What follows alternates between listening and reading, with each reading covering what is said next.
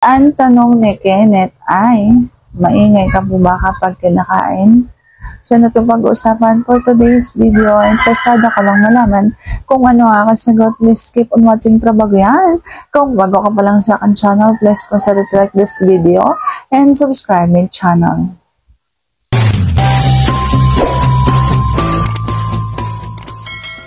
So maingay nga ba ako kapag kinakain? Ang sagot ko ay syempre, kapag halimbawang masarap ang pagkain, siguradong maingay ako. Pero yung ingay na hindi mabubulahaw ang kapitbahay nyo. Okay, maingay ako pero kaming dalawa lamang ang nagkakarinigan.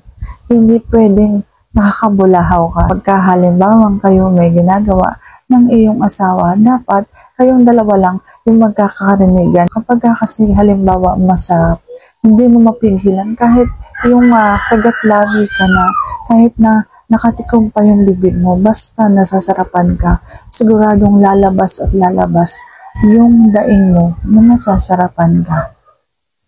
Hindi ko alam sa ibang babae ha, pero ako kasi ganon, hindi ko mapigilan na may mailabas pa na daing kahit na nakatikom pa ang aking bibig o kaya naman kagat-kagat ko na yung labi ko pero may daing pa talagang lumalabas yung ganon kasi nga sobrang masarap lalo na kapag malapit na akong labasan. So sana sagot ko tama nga yung tanong. If you like this video, please consider to like this video and subscribe my channel. Thank you for watching. See you on my next vlog.